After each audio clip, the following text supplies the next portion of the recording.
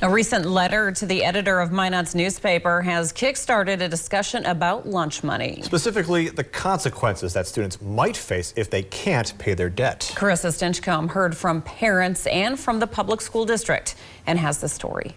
I'm a father of 4, and I know what it's like to be a child. We were all children one day. That's Devin Mance, who has some problems with Minot Public Schools' lunch policy. There are a few newer policy points that were recommended to MPS by the state school board. One that isn't new, but has parents talking, is offering students an alternate meal when they've racked up $15 in debt on their account. They're given the choice between a PB&J or cheese sandwich with a carton of milk.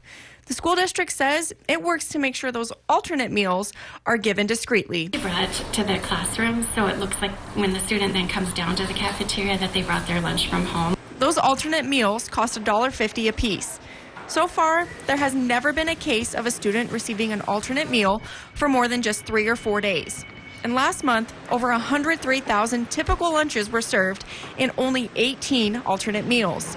No student can work through their day when they're hungry, so we never want to deny them a meal. Mance thinks an alternate meal isn't enough. I think every kid should have a hot lunch. But other parents think it is. I believe that it's a parent's responsibility to pay for the lunches. It's important to make sure that the kids are getting something, but also not getting a bad rap about, getting a lunch that they don't want to be discriminated basically against, and it's good that they're making it very discreet when they give them the. Other updates to the lunch policy have some parents' eyebrows raised. One says the school can exclude students from participating in fee-based activities because of their lunch debt. I think these kids, again, should be left out of different activities because of their inability to pay. It's not their fault. The school district also reserves the right to refer a family's lunch debt to collections if it isn't paid within 15 days. And if parents continue to rack up debt, the district can report that the child is being neglected or abused. Here's Minot Public Schools Superintendent Mark Vollmer. The policy that was put into place is more reflective of what we've been doing for the last couple of years. And there are caveats in there that talk about social services and they talk about debt collectors. That's never our goal.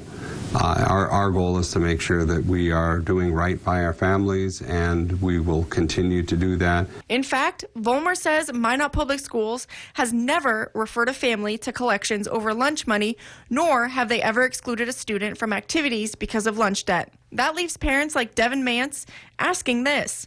If they're not doing it, then why have it in the policy in the first place? Reporting for KX News in Minot, I'm Carissa Stinchcomb.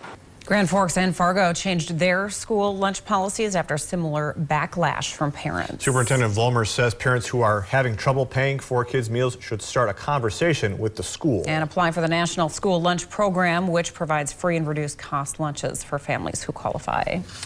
Well, more